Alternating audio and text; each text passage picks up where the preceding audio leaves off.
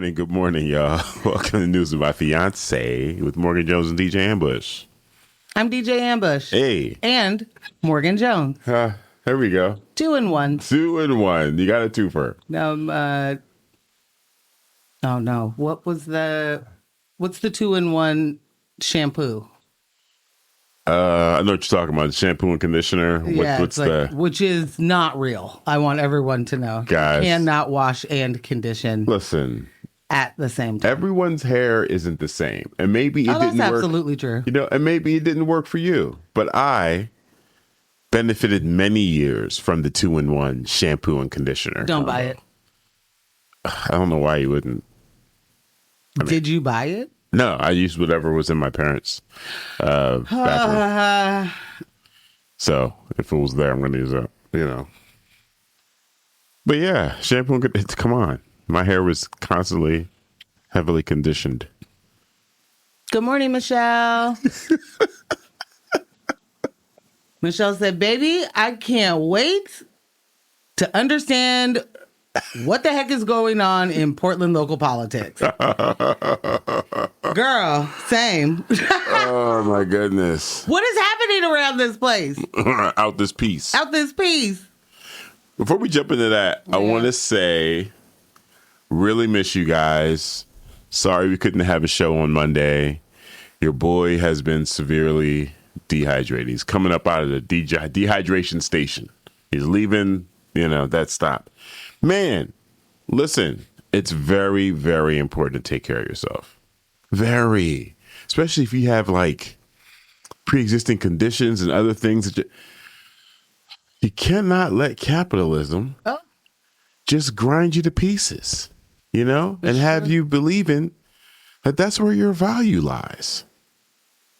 Moisturize, drink more water, and don't wait until you're thirsty to drink water. Just be drinking it.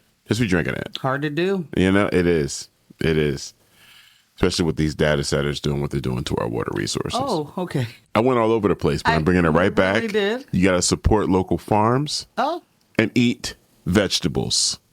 Because once you're low on your hydration. When he said eat vegetables, I'm not sure if he's giving me credit for telling him to I'm giving you credit. Or if he's trying to tell me to do that. No, I'm giving you full creds, bro. Full credit. Oh. Extra credit, if you will. It's my favorite kind. But yeah, I'm talking about depleted, fam. Depleted. Just, you do that thing on your finger where you pull the skin up and see how long it sits up there. Mine was like the crest on a dinosaur's back. It was just up there just chilling oof. Oh, yeah. And you can't rush it by chugging back a bunch of electrolytes. You really cannot rush it. That's for replenishing. That's not for actual bringing up your hydration. Because all you're going to do is spike your sugar. Sugar goes way up? Yeah. Where's that potassium? Come on, brother. Knows?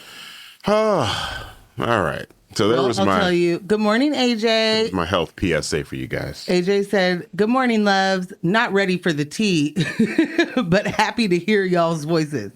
Get your water intake up while we still got water. Yeah.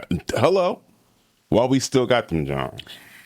And Michelle had said, does that make the guy with the great radio voice a ghost? And I think referencing the fact that I'm both of us.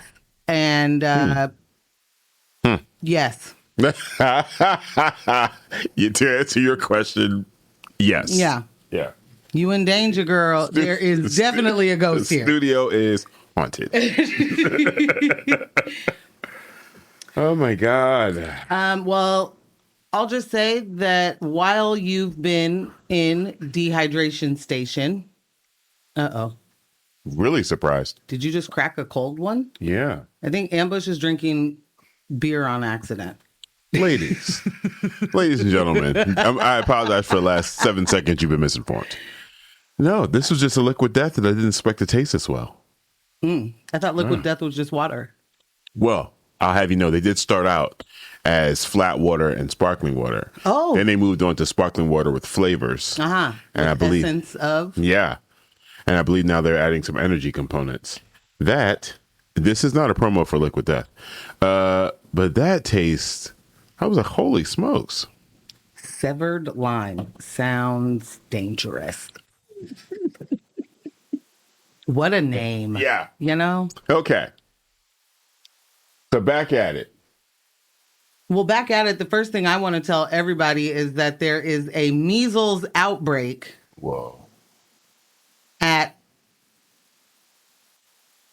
I believe it is the biggest detention center, ICE detention center that, that we have here? Us glorious taxpayers have paid for. Jeez.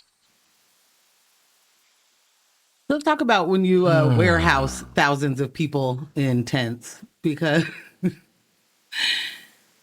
don't think you get to call that immigration policy, but I think that's what we're doing. Yeah. But U.S. Customs or what's their Immigration and Customs Enforcement has confirmed a measles outbreak at the largest immigration detention facility in the country, Camp East Montana Detention Facility, which is in Texas at the Fort Bliss military base. I don't know why military came out like that. The disdain just military base. Which is along the Texas-Mexico border. At least 14 people that are detained there have tested positive for measles. If y'all remember, this is one of the most contagious diseases on this planet. Yeah. Yeah. On Earth 616. And I feel like we had it under control at some point. Oh, I believe the word's called eradicated for the most part. Okay. For the most part. And then a bunch of rich people had like a retreat, Mm-hmm. And they were like, how do we cull some of this herd? This is all, I'm making this up. Mm-hmm. Mm-hmm. This is all fan fiction. This is all fan fiction. But also kind of what appears happened. Right. They were like, how do we cull this herd? There's what if we brought measles back?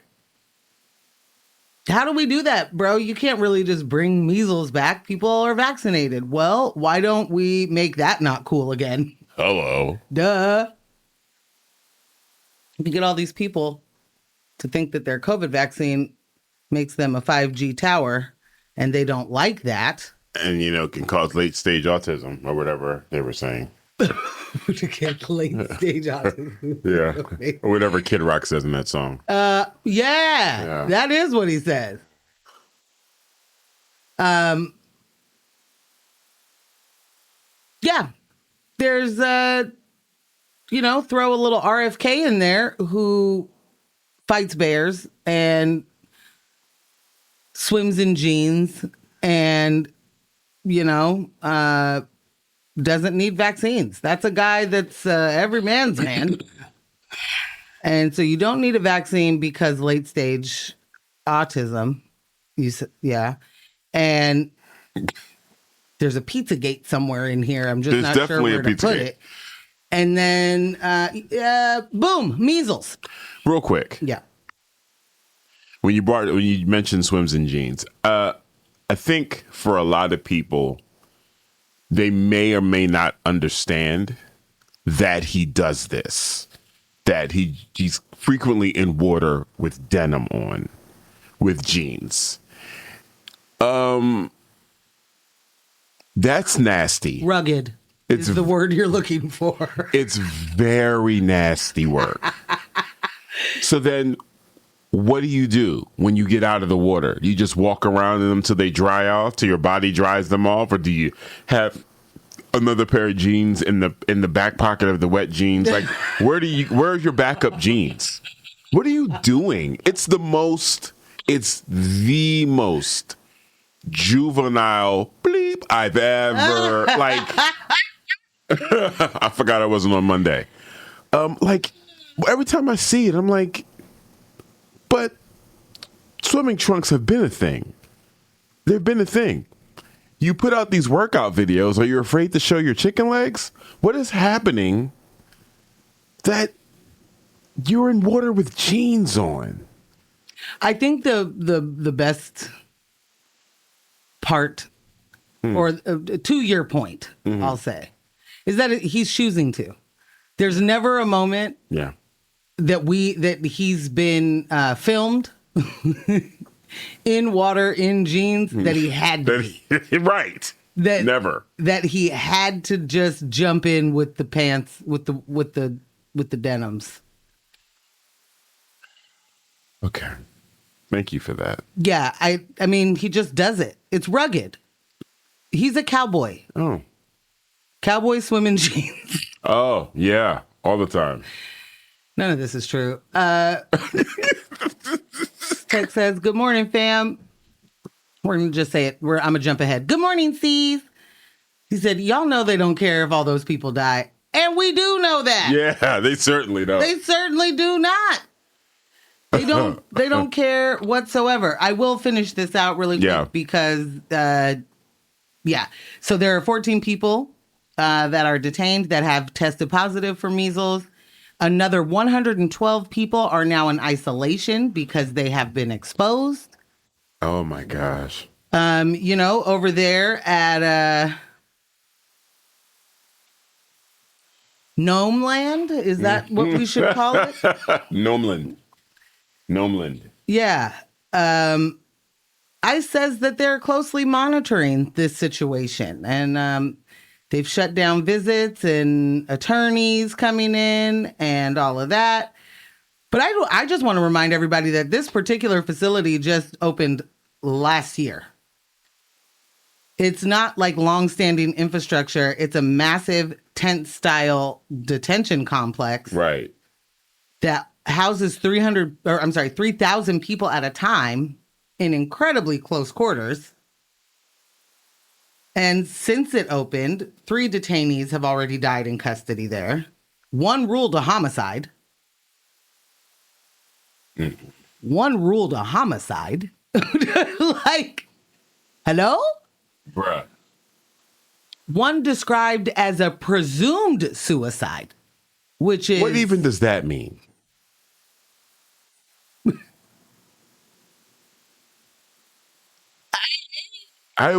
Them closely monitoring the situation does not make me feel good. Me hearing them say that. I wouldn't trust them to monitor someone else who was monitoring a situation in a room full of monitors. Audio monitors, video monitors. I don't care. I don't care. Either way. No. Yeah. So I do just want to I'll add in that we always have to follow the money, because the company running this operation, Acquisitions Logistics. Hello. Which that Acquisition Logistics LLC just sounds like a shell company. Yeah, it sounds like Christy Nome's homegirl's company. Yes. And it's a relatively small contractor that somehow landed a $1.2 billion contract to build and operate this site. You don't say. Yeah. I wonder if they incorporated 2 days before they got the contract. Probably. Despite previously handling contracts worth a fraction of that. Oh, yeah. So I just, for a review. That's always important. A measles outbreak, thousands of people who cannot leave, tent city detention infrastructure, 3 deaths already, and $1 billion federal contract. $1 billion, you said? Yes. It's a $1.2 billion for this awesome. relatively small contractor. So yay, small business. Yay! Yeah. Just a reminder that when incarceration becomes an industry, public health becomes optional. Oh, I thought you were going to say when incarceration becomes an industry, everybody wins. Everybody pays the price. Oh, okay. All right. Okay. Just like everybody plays the fool sometimes. Yeah. We all play the price when the power decides to put us in tent cities and bring in the measles. Oh, my God. AJ said, all I'm hearing is stay inside. Basically. Basically. It's not safe outside. It's not safe outside. This one says, well, at least they're safe from Kristi Noem because she ain't going nowhere, ain't going over there. True. She won't be over there getting the measles. She don't want that. She don't want that smoke seed. No, she don't. She don't. This one says, I'm from Texas, and it's pronounced Tex ass. That's how you say it. Apologies. I do like to get those things right. Yeah, I'm having a hard time, when the president of these here United States is, I don't know, starting 17 wars at the same time and then saying, I give this one a 15 out of 10 while waging war at home. 15 out of 10. Yeah. That was wild. That was wild that he said that. Wait, what's wild about it? It's called extra credit. Huh. And when you're doing really good, you earn it. Get it. Okay. They're doing great right now. I just wish they were better at crime. That's my whole thing. I want sophistication in my crime. Yeah. Especially at higher levels. There are people in federal prison right now, white collar criminals in federal prison that have run schemes, MLMs, all types of offshore this and that. Mm-hmm. And they're like, I'm in here for decades. And these idiots are setting up companies with their friends. They're not even trying. Regular LLCs. Regular LLCs. They're not even trying to hide the identity. They're not doing the company formation in Delaware. They're not doing anything.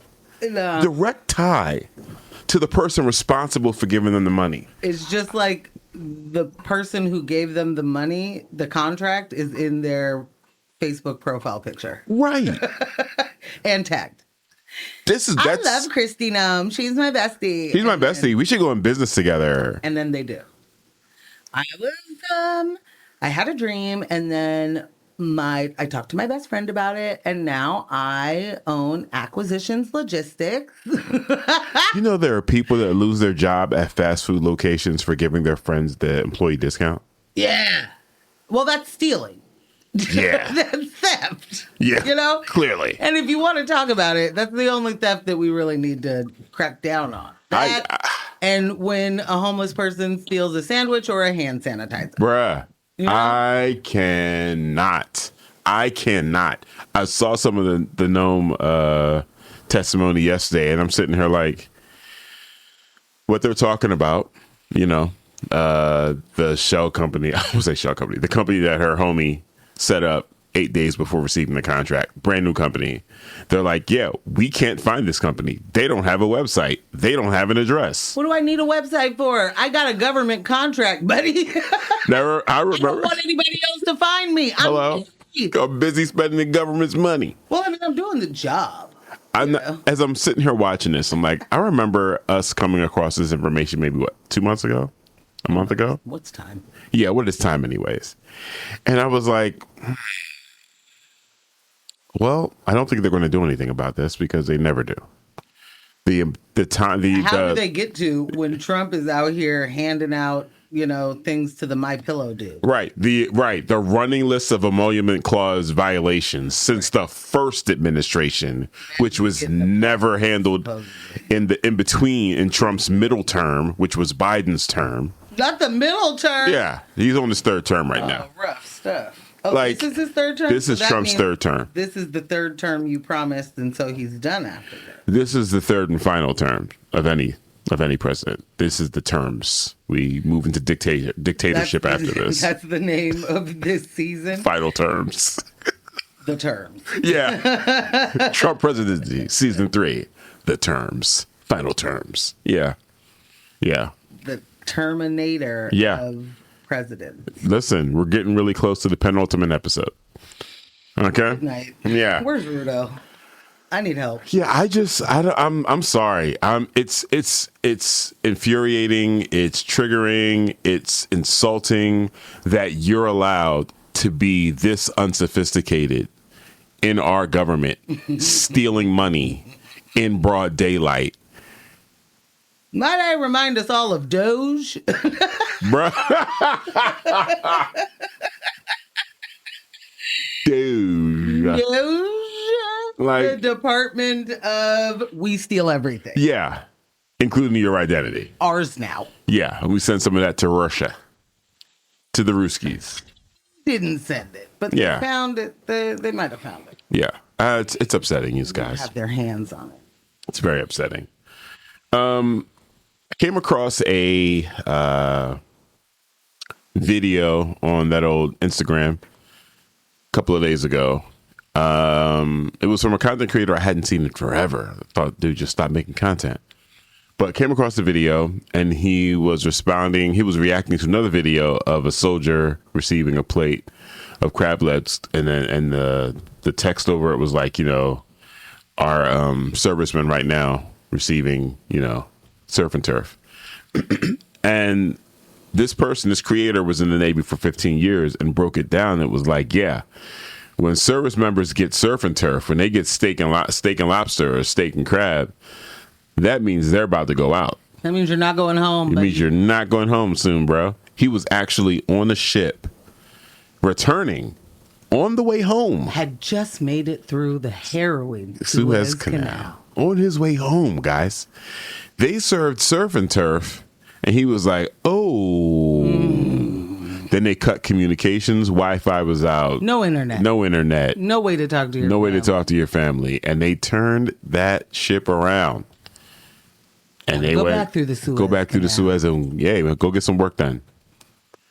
I never knew that was a thing.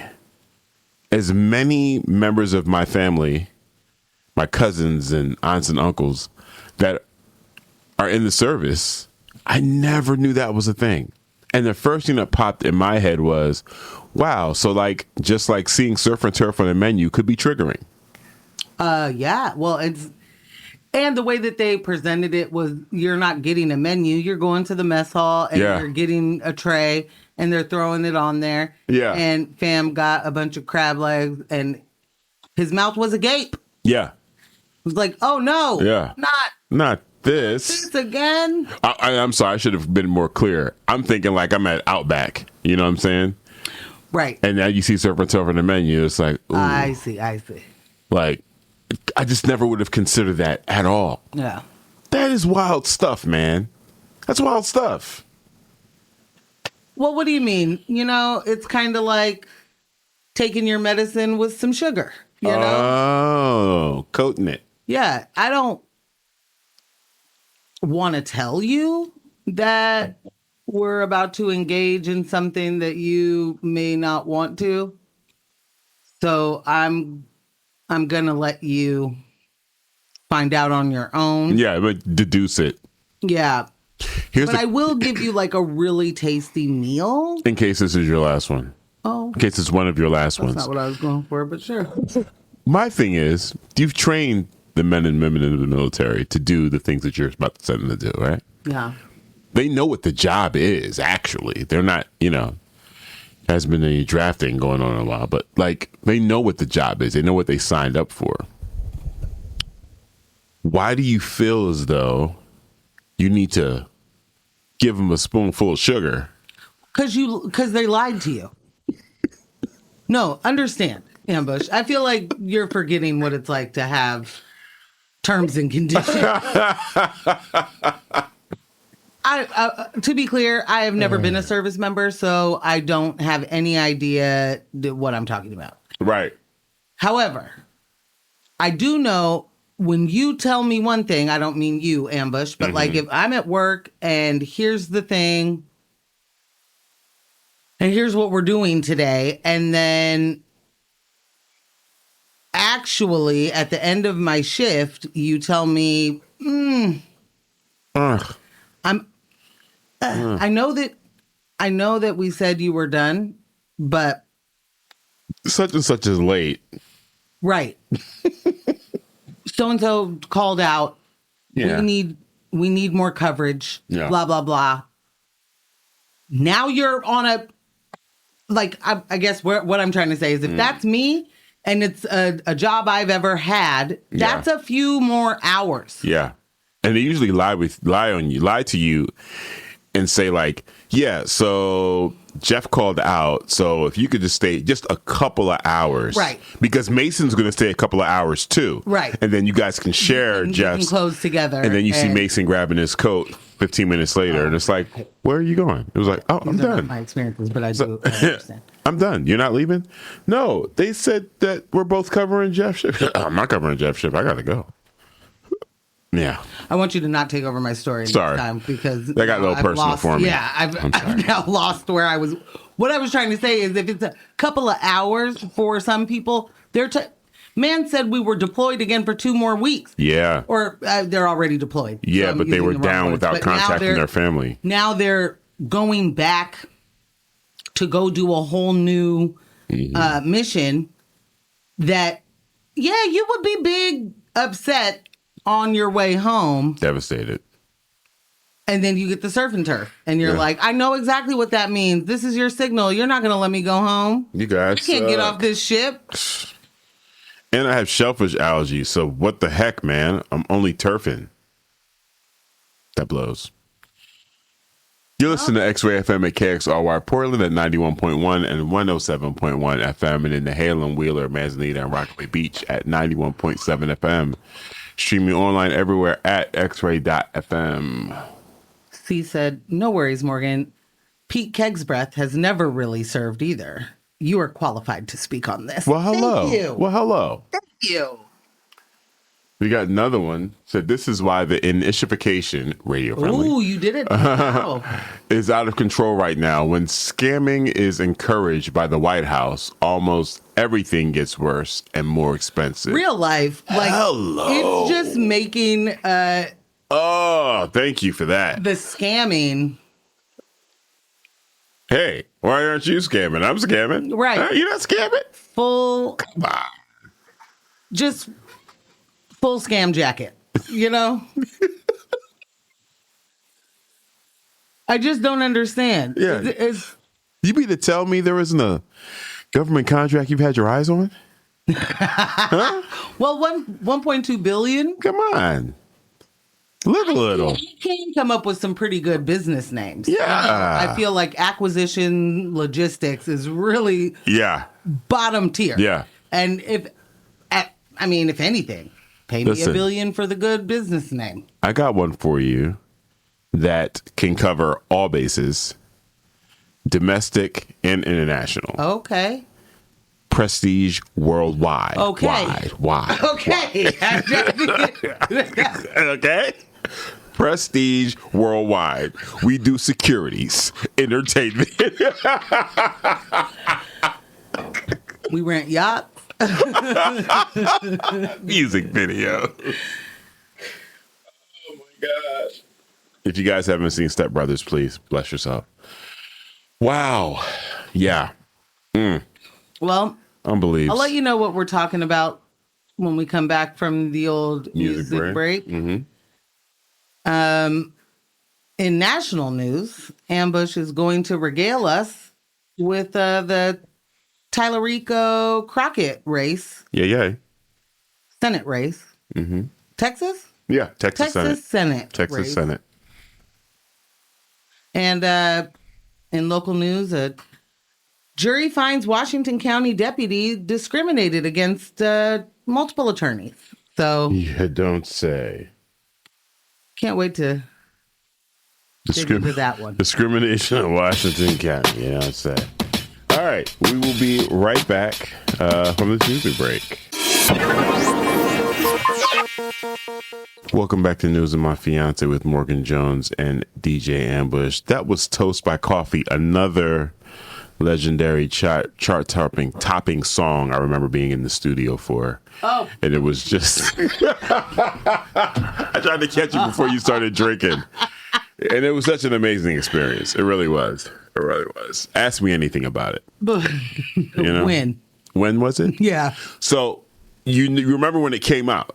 It was actually old by that time. Yeah, we'd recorded it like 2 years before that. I know that I'm not the only person who noticed that he did not answer that question. I certainly did. I told you when. You remember when it came out? Came out, well, we did it like 2 years before then. Oh, you're referring to the release date. I'm not. I'm referring to when you were there. I feel like if you were there 2 years before the release, be able to let me know where I was in my life when that happened. Yeah, like what's the marker? If this wasn't one of the big markers to let you know, like I was 28 when this happened. That's the thing. At the time, it wasn't one of the big markers, right? It was just a regular studio set. Listen. Room A, room B, room C, we're bouncing around, we're getting stuff done. And what were you doing?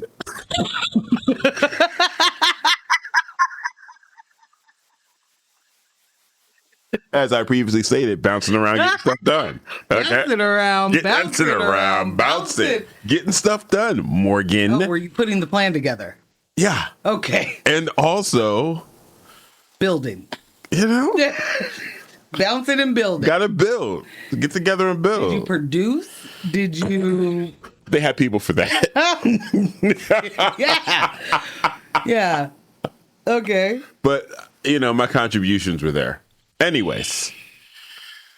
I don't know if you guys... Blessings. Yeah. Blessings. I don't know if anyone, any of these listeners have been following me on the grams. I've been sharing Tallarico content for a while now. And what'd you say? Yikes? I yawned. Yikes. I think I did. And one of the things that struck me one of the things that impressed me about James Tallarico was how he used religion and the ways in which he used religion and threw it back in the face of the Republican Party, members of the Republican Party that use religion to oppress. Mm-hmm. So it's one of those situations where, like, you talk to people and they want to have, religious debates, and it's like, but did you read the book? And you can tell the difference between people who've actually read the Bible or read a religious text and studied the religious text versus they go to church every Sunday and listen to what the pastor tells them. Right. Someone's interpretation of it. Right. Tallarico studies the text. So it's easy for him to turn to a Republican who's going off of talking points and be like, well, actually, Jesus would have handled this way. And if Jesus were alive today, you guys would probably have him in the detention center. Yeah. The way you're conducting yourselves. This is not Christ-like. Actually, no question. Right. So I am not... the measles right now. I am not... Jesus would be in a detention center getting the measles right now. Yikes. Okay. It's just... So while I am not religious, spiritual, yes. I've, in my early childhood, there were a lot of years and time spent in these classrooms learning Seventh-day Adventism, learning Baptist doctrine and all of that stuff. The word. Mm-hmm. So it was just refreshing to see someone take what was my experience, which I feel like looking back was like negative. It was predominantly negative.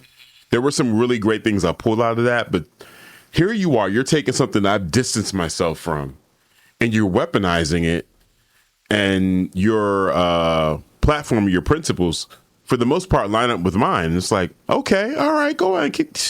You are dangerous to these guys. Do it. So, yeah, I've been sharing Tallarico's stuff for a while.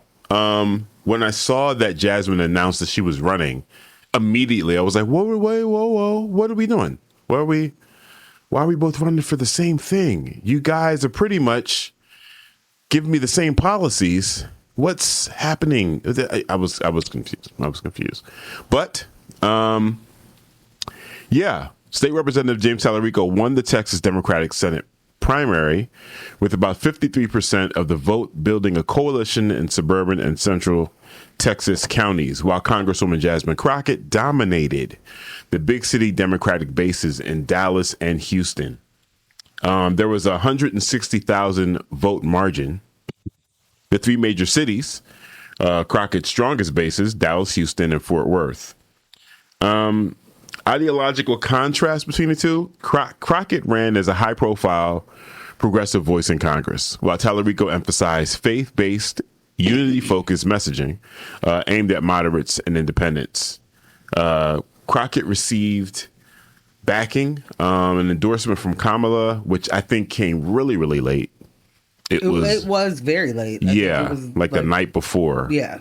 Voting closed because, Tallarico, he built a national attention through media appearances, fundraising, and this was extremely, I didn't follow him on TikTok, but was extremely active on social media.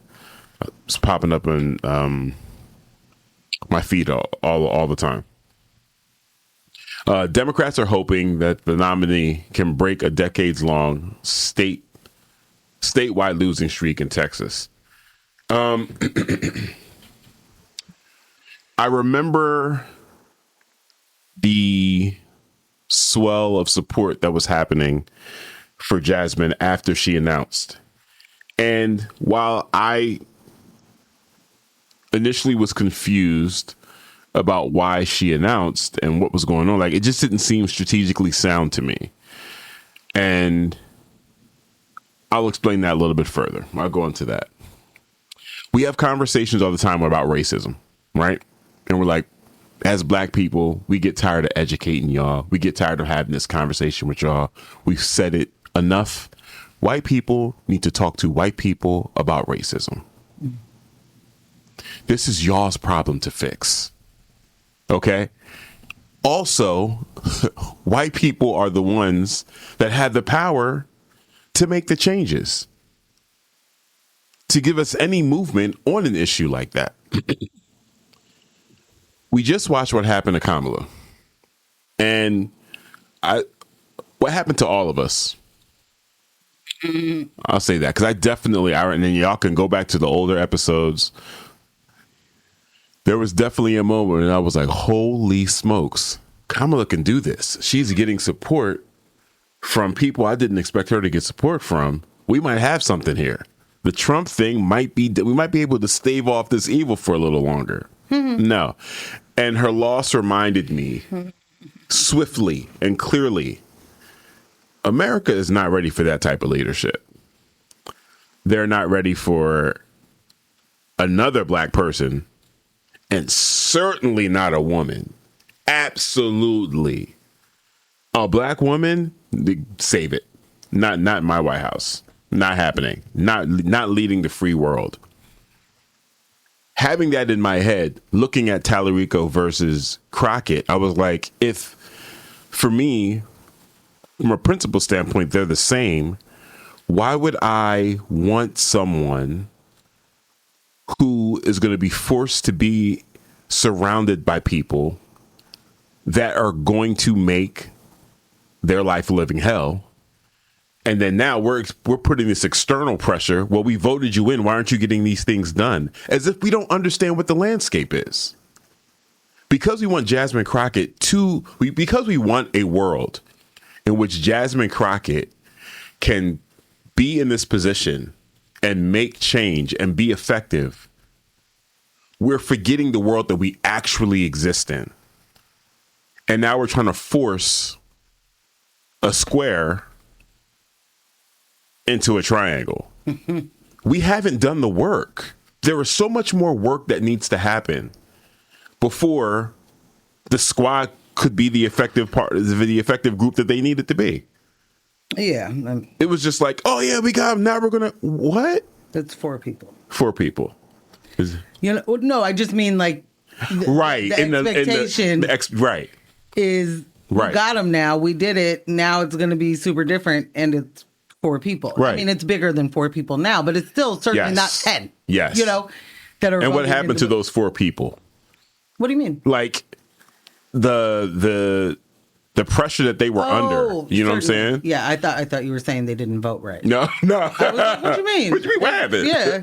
The pressure that they were under, I think, just from 1, doing their jobs, 2, from the opposition, and then 3, their party is their opposition.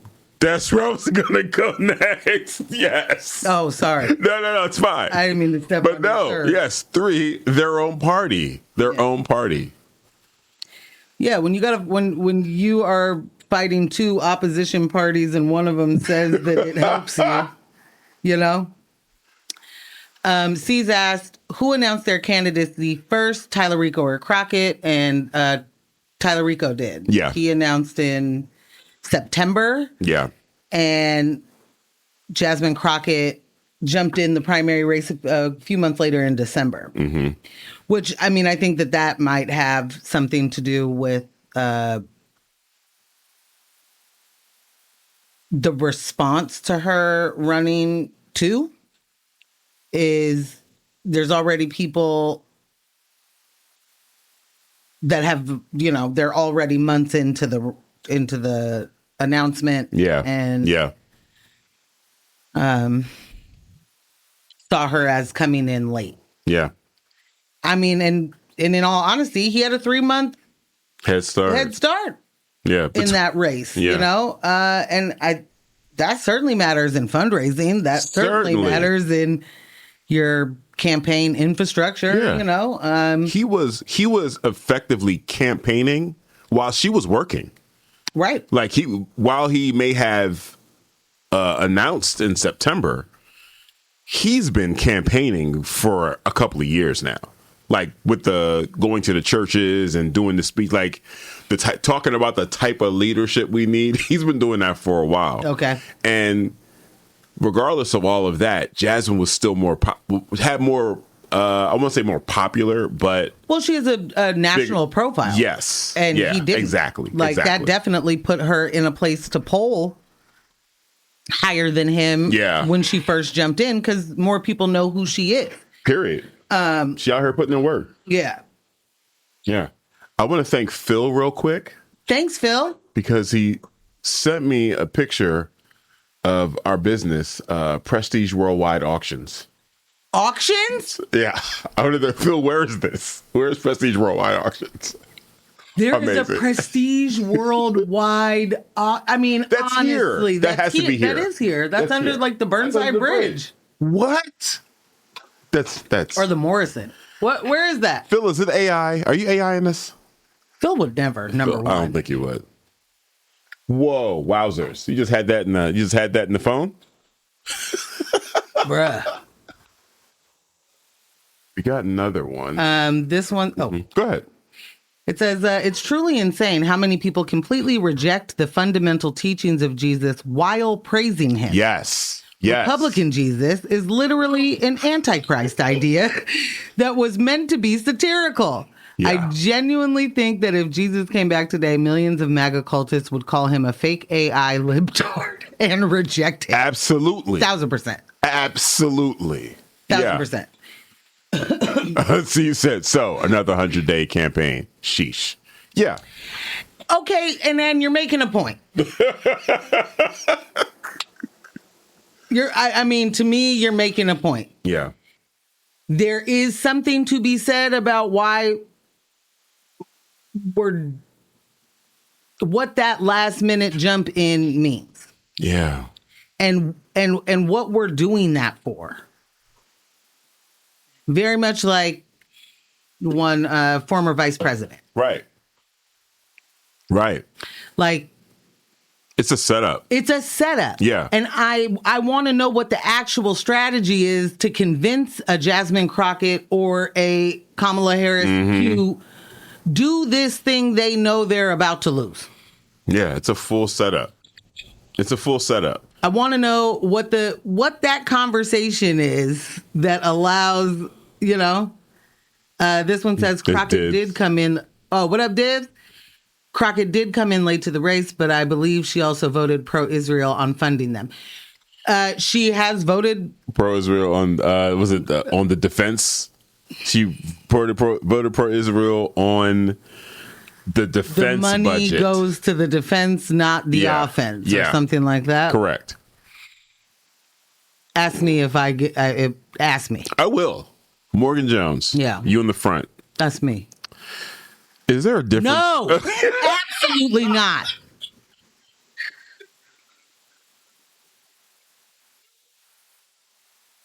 And I hope I didn't yell too loud in anybody's ear. But absolutely not. No. And we're not parsing. No. We're not going to do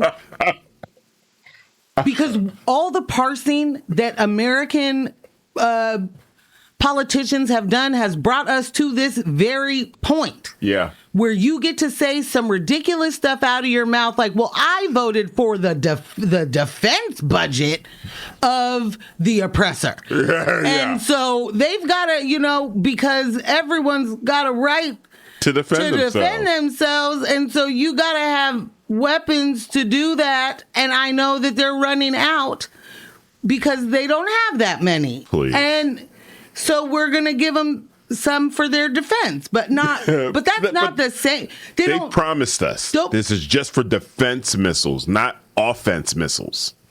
These are the defense missiles that we use to shoot down the missiles that are coming at us. Purely defense missiles, you guys, not offense missiles. Okay? Yeah, they don't get used in that way at all. And plus, too, they're totally good on offense weapons. Like, they've got so many that they don't even need more. You don't even have to worry about them getting more with this money or these weapons because they already have so many that this is really all about the defense. Yeah, yes, I'm definitely curious about that. What is the conversation where you're setting these black women up for these type of campaigns for them to lose? How are you convincing them that let's go with the 100-day strategy? Because don't worry about it not working last time, but it's going to work with you this time. It seems to work. It doesn't work for presidential campaigns, but in a Senate race, it might really be the move. And I've seen people the following day, like, Jasmine, take time for yourself. You ran a great race, and they're giving all these words of encouragement. But at the same time, the analysis that you brought up is where we need to be focused. Why? Your party is setting you up. They're getting everyone excited about a situation that most likely is not going to play out properly. It's not going to play out the way we do. Like, this is gaslighting. This is trauma. This is trauma inducing. Because what does that roll down to for voters? You know what I'm saying? Like, it's disenfranchisement. Easily. Which I do. I mean, Jasmine was talking about that yesterday with the weird. With who? They just had a lot of. Weird was the wrong word. What's the word I want to use? Issues. The voting issues surrounding where they could vote, polling locations, like there were court rulings for extended hours, but the polling locations were still closing. Yeah. They were telling people that you couldn't vote past 7, but the rule has always been if you're in line by 7, it doesn't matter when you actually get in to vote. Right. You were in line by 7. There was tons of voter suppression. Yeah. Tons. There was also, you'd show up to the polling place that you normally vote at, and you wouldn't find out that your place has been switched until you've waited in line all that time. Right. Got to the table and it was like, oh, you're supposed to actually be at a polling place 20 minutes from here, a voting place 20 minutes from here. And that was that how they changed how primaries are done in Texas. Yeah. And some Texas counties did not hold Republican and Democratic primaries at, meaning voters had to go to specific polling places depending on the party primary they wanted to vote in. It's ridiculous. Ridiculous. And in previous elections, many voters were just able to vote anywhere within their county. Right. So people showed up at the wrong location. Right. That's, okay. Yeah. Election officials said that large numbers of voters initially showed up to the wrong place. Oh my gosh. And the thing that you have to think about is if you are a person who is like, well, I'm going to vote today, and you go to your place and you encounter some sort of, you're turned away. Yeah. And told to go somewhere else. You encounter some type of interference. Thank you. And you get to the next place and the line is, Yeah.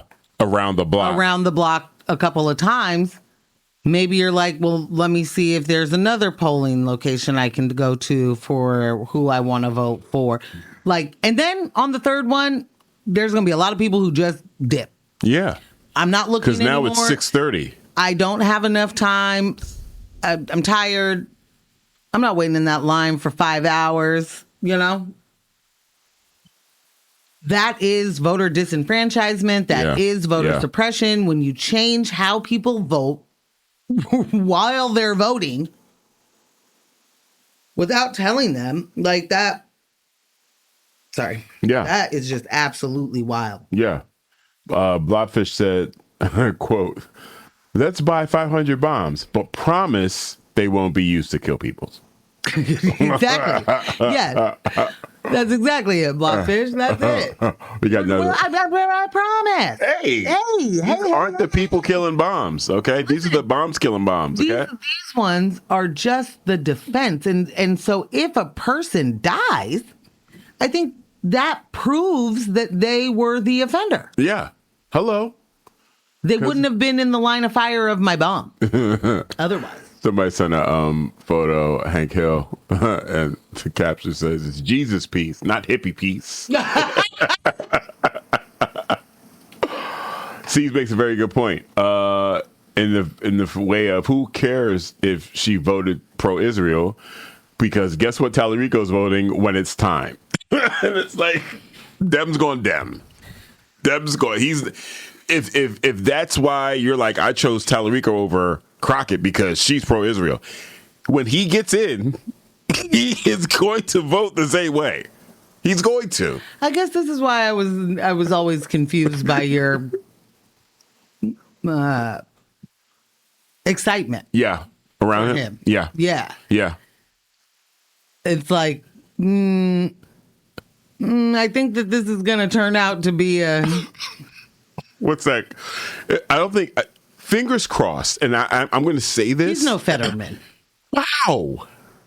Holy smokes. You reached right inside my forehead and pulled that out. I'd like you to start calling me Vision. All right. Okay. Yeah. All right, Vision. But yeah, fingers crossed he doesn't turn into a Fetterman.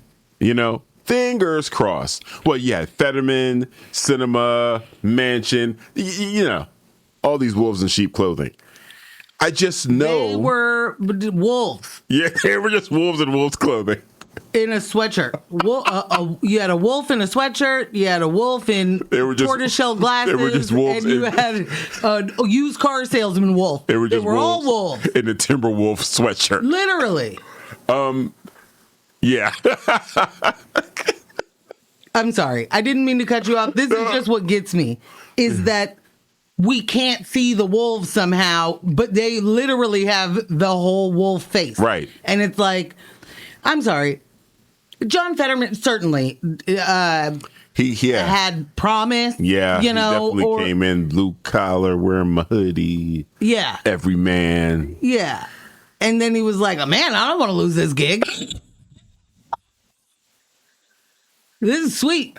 Except for you got to campaign all the time, and I don't like doing that. And then he had a stroke, and then everything went kaput. And I think that there is literally, we have to be serious. Why is he still at work? Right.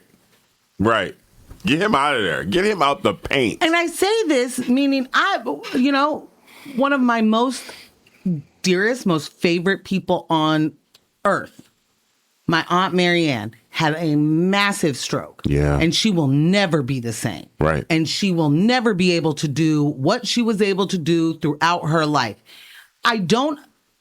If she had to work. Oh, no. No. You know what I'm saying? Like, that's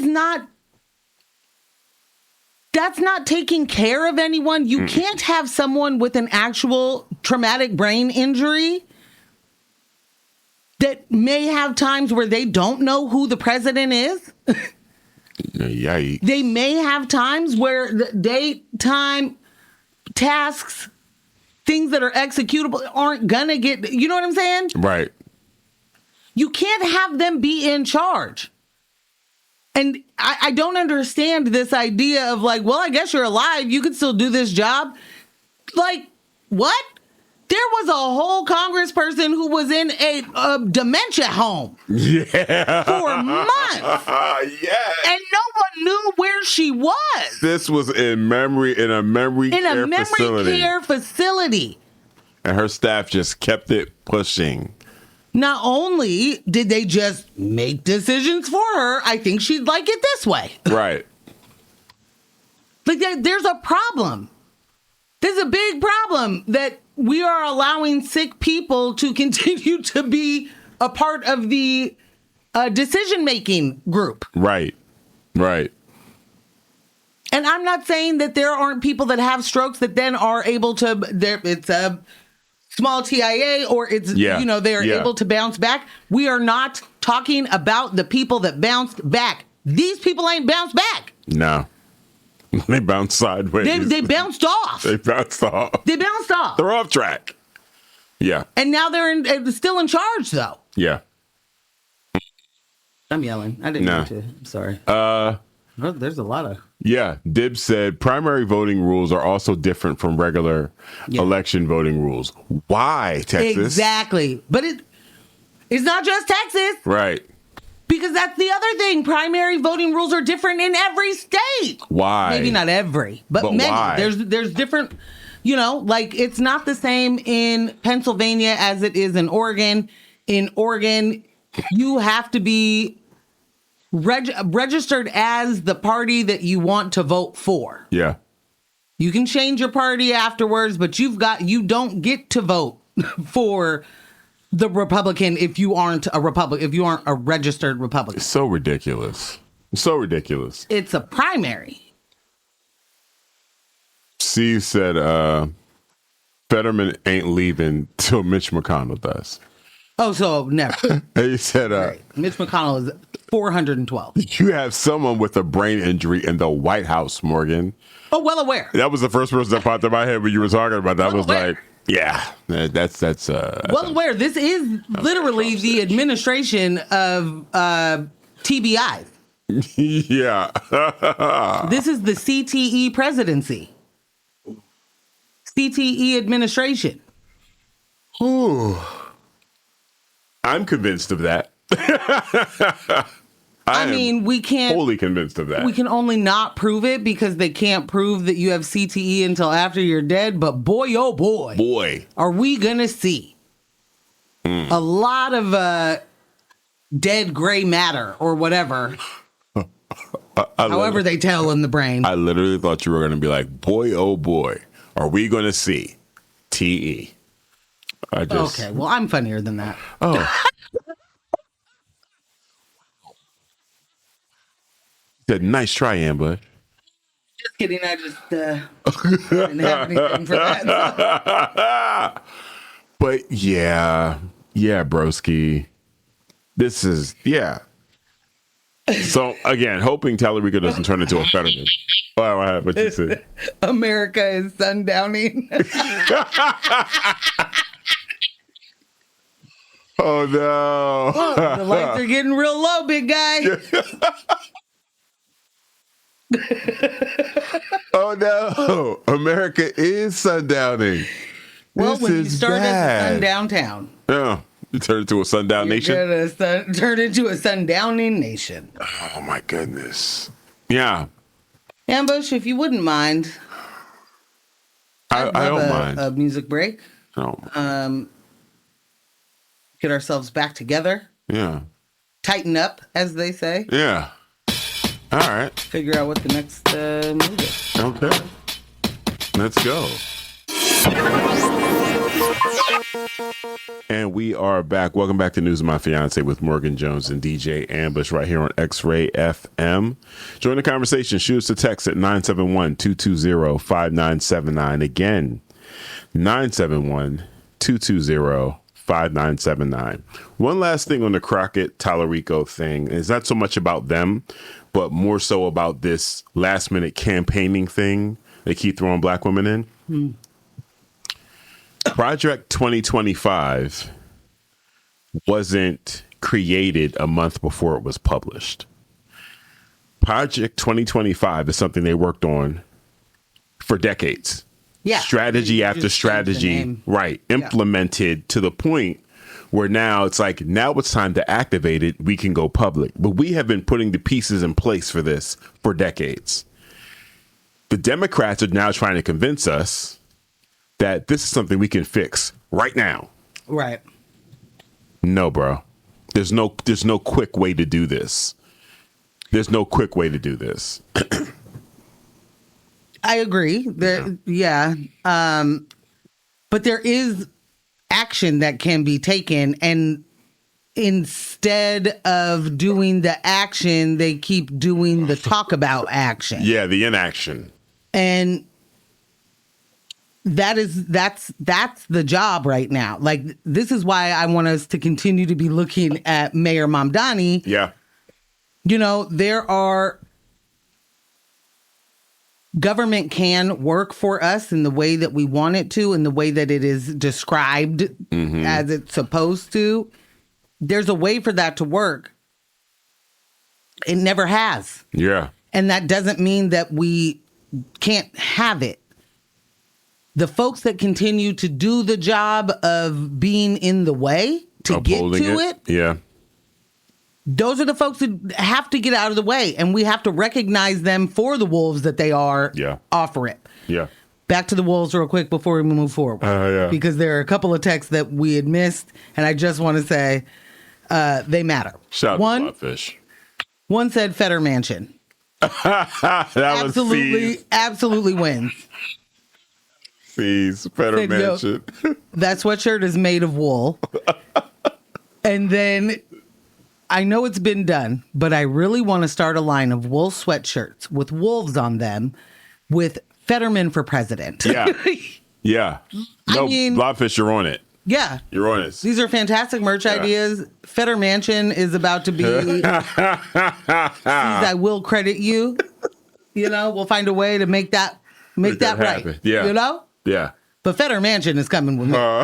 It's coming with me. It's coming with me. I'm leaving here with something. I'm leaving here with something. It's coming with me. Oh my gosh. Now, much to both Michelle and potentially AJ's chagrin here, It's already written. I don't know. What? I was saying you already written what you wrote. I'm sorry. I had a... It was one of those things where you say it in your mind and then it comes out of your mouth when you're just thinking it. So it doesn't make any sense for you to hear what was happening in my mind. Why? Hold on. I'm so sorry. What does that even mean to her?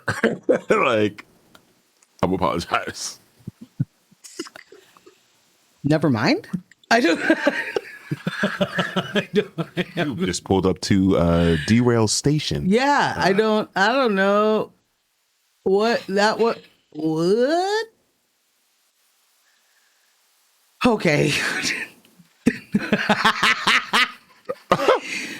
You saw AJ? Yes.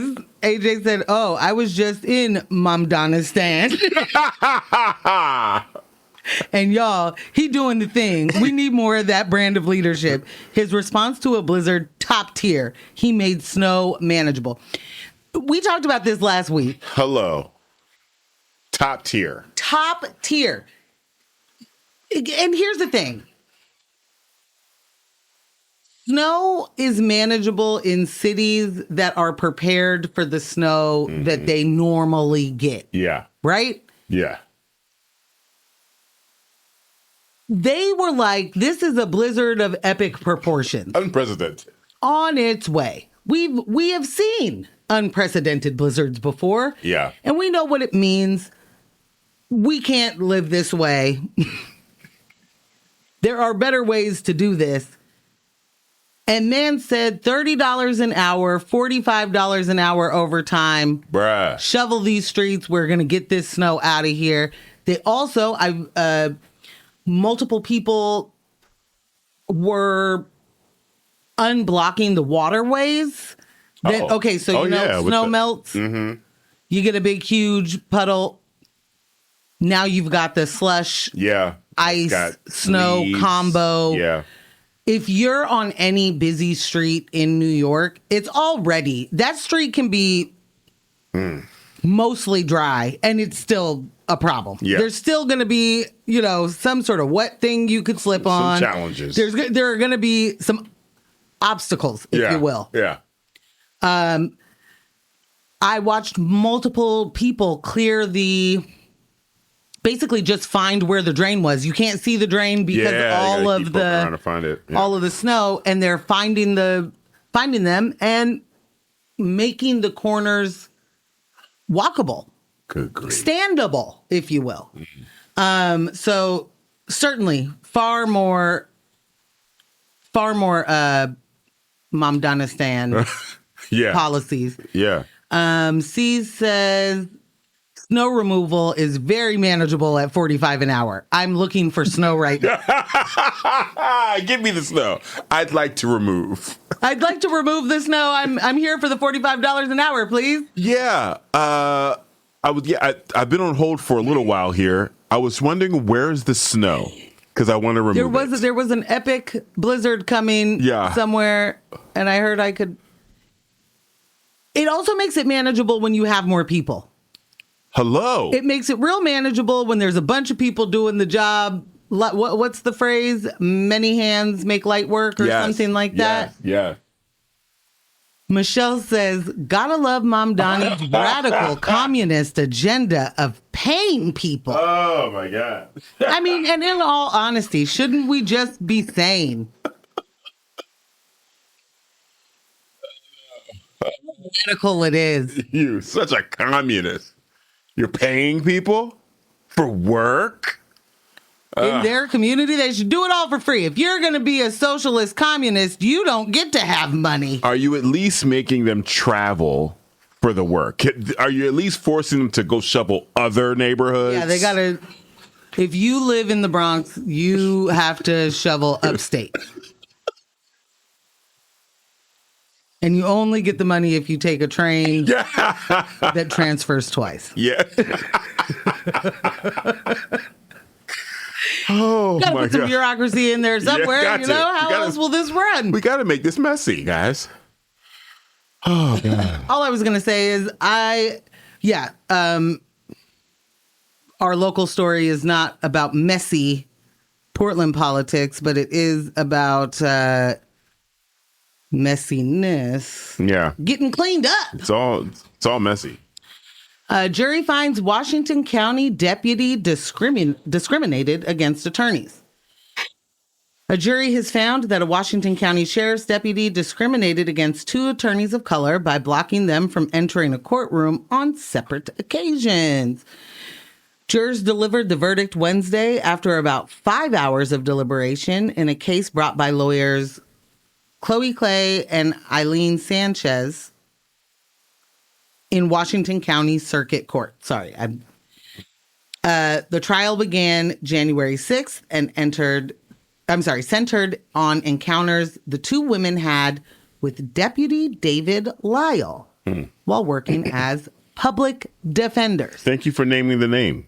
So to be clear, if you're like, what's happening? These two women are attorneys with the public defender's office, but it's in Washington County. Deputy David Lyle didn't believe them, I guess. Clay and Sanchez, who both worked for Metropolitan Public Defenders at the time, said Lyle profiled them based on race and ethnicity during incidents in 2022 and 2023 at the Washington County Law Enforcement Center. Clay, who is Black, and Sanchez, who is Latina, testified that they repeatedly identified themselves as attorneys but were denied entry into the courtroom. The jury ultimately awarded Clay $500,000 in damages and Sanchez $300,000. Their legal team said they would also seek reimbursement of legal fees, and that those will likely total nearly $1 million. Bruh. Clay testified that during a November 2022 encounter, Lyle refused to give her paperwork for a client and directed her to stand in line with criminal defendants. That is so ridiculous. Despite offering her Oregon State bar number and business card, Clay said the deputy asked for identification that she did not have with her and told her to leave. She said a court translator later recognized her and confirmed she was a lawyer, at which point Clay entered the courtroom. Sanchez described a similar experience 2 months later when she arrived early for a hearing with her client. She testified that Lyle blocked her from entering the courtroom even after she identified herself as an attorney. Sanchez said the deputy raised his voice and assumed she was an interpreter, pointing to her bag and telling her she could not enter. A colleague eventually intervened, confirming Sanchez's role as an attorney. Lawyers for Clay and Sanchez said testimony from 9 white attorneys supported their argument that the women were treated differently. Those attorneys told jurors they had not faced similar barriers when entering the courtroom. In a statement after the verdict, the plaintiff's legal team praised Clay and Sanchez for pursuing the case, saying their actions highlighted inequities in access to the county's court system. Washington County Sheriff Caprice Massey said the agency was disappointed with the verdict. What? But remained committed to maintaining facilities that are safe and free from discrimination. Fire her and what's the other? What's the guy's name? Lyle. Fire them both. Attorneys for the county argued during the trial that Lyle was following standard security procedures designed to ensure courtroom safety. The bleep he was. Clay and Sanchez said the incidents ultimately led them to stop taking cases in Washington County. Now, I want to be real clear here. There is a public defender shortage in Oregon. Not just Portland, not just Multnomah County, not just Washington County, not just Clackamas County, Oregon. And within the courthouse, where these people are attorneys for folks who cannot afford attorneys, which is most folks. Yeah. You tried to send the black woman to the criminal defense line and said that the Latina woman was an interpreter and couldn't go to court yet. Despite what they presented to you. Despite telling you they're attorneys, despite telling you, I mean, you know, I read 3 different stories on this because I can't get over it. Your mind was bottled. And I want to speak with one of the attorneys for this case because the way that both women describe their experience, not only is it so similar, it's like there's no way that someone else didn't go through this, another black or Latina or person of color. There's no way they didn't go through this. Right. And I'm not saying every single one, but I'm saying there's got to be more than these 2 attorneys. Yeah. Because that particular person who was is a deputy there and has been for a few years, the way that you are stared at as a black person, but also completely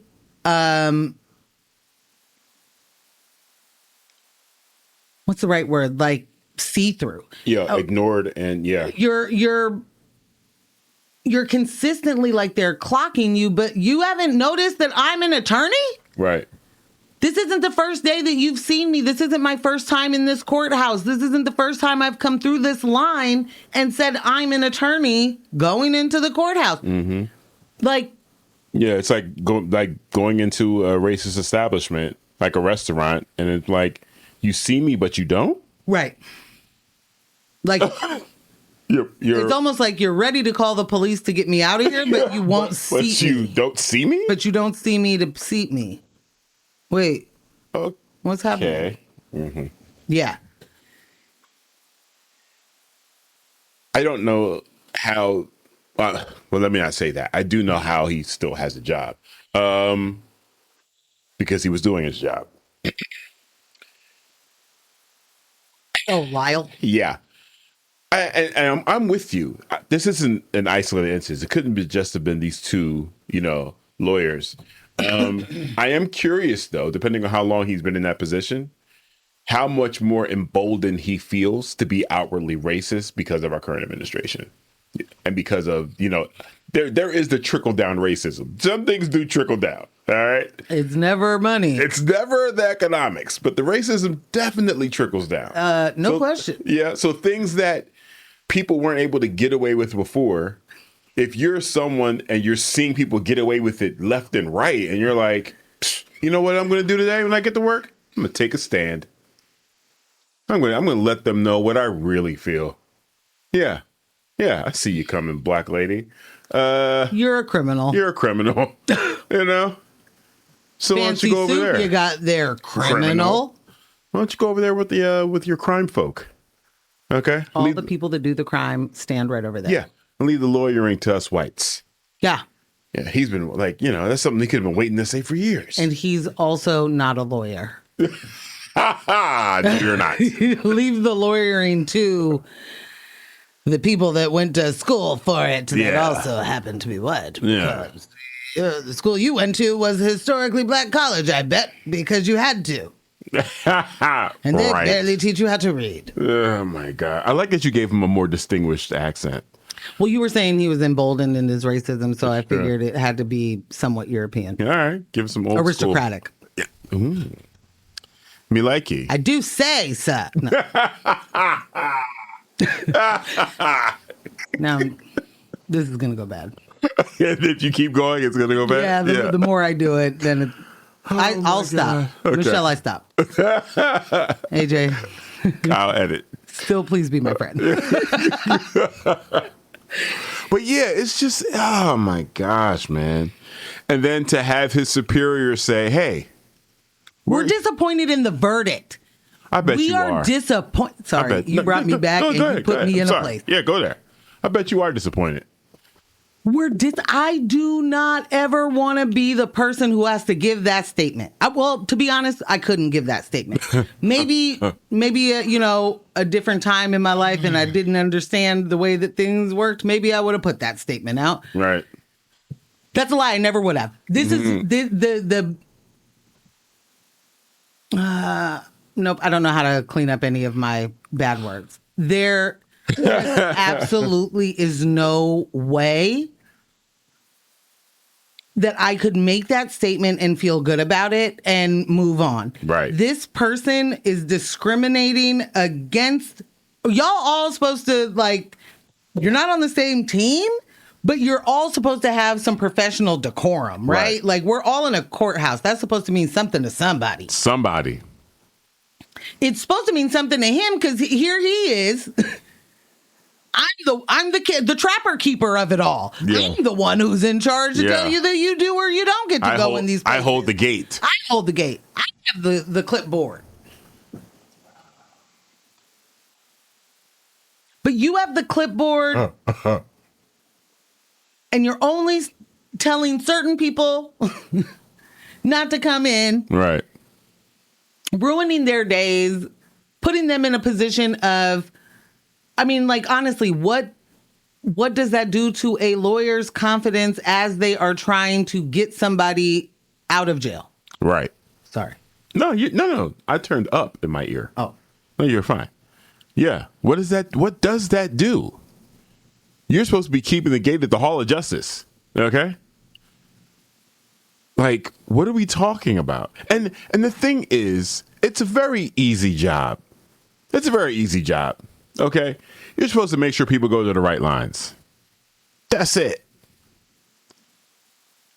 You want to turn it into a situation. Bruh. You want to be, I don't know, the baker that turns away queer couples. You want to make headlines. You want to be known? You want to be known? Is this what you want to be known for? So I cannot imagine just being that person's boss and being like, man, I really thought that verdict was going to go a different way. I thought we were going to get that one. Sorry, Lyle. Take this one on the chin. We're going to put you in a different line. Yeah. You're not going to deal with the attorneys anymore. Now you'll Bro. Get him out of there. This law enforcement, if any of you are listening, this is why we don't trust y'all. Here you are. Someone in rank and file has made a blatantly racist mistake. And then someone in leadership is in protection of that person. Right. No matter what, there is never a moment where it's easy for you guys to just say, hey, this person made a mistake. If you could just start there, maybe we won't call for people to get fired every single time for everything. But there is no middle ground with you. It's either they're 100% correct or they're 100% correct, because they're never wrong. There's no police union that comes out and says, oh, well, in this case, no, it's never that. So you cannot be trusted. You can't be trusted with body cams. You can't be trusted with statements. You can't be trusted with testimonies. You cannot be trusted. You're listening to X-Ray FM at KXRY Portland at 91.1 and 107.1 FM, and in the Halem, Wheeler, Manzanita, and Rockaway Beach at 91.7 FM, streaming everywhere at xray.fm.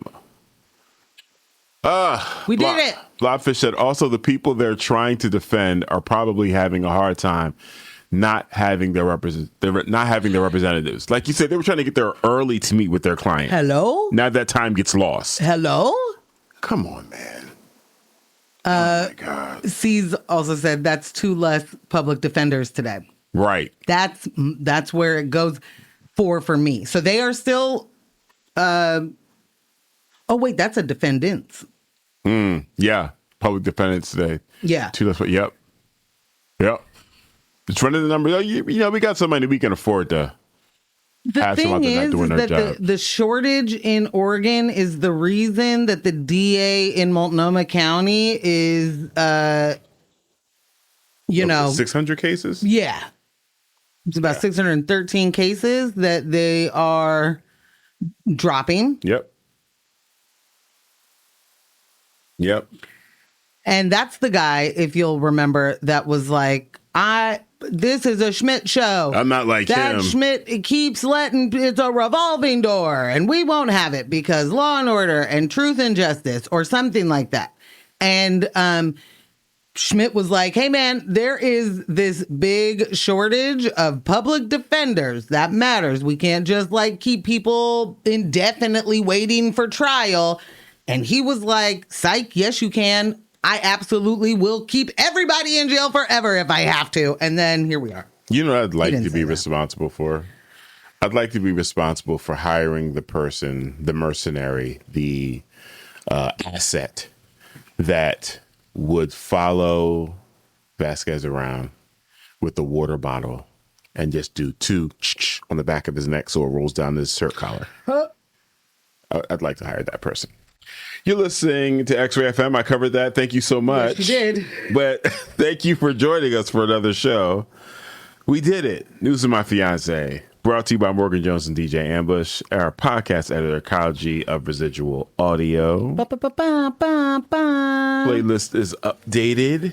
Kyle, make sure all the texts are in there. Thank you guys so much for today. We got tons of texts. We got tons of photos. And Phil, we need an answer on Prestige.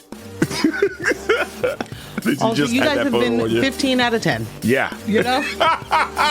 You guys have been 15 out of 10. Thank you so much. Oh, my gosh. Thank you for tuning in. We will catch you Monday night, 6:30, on the YouTubes. Be there. Hey. Or you're a square. Thank you so much for listening. Bye.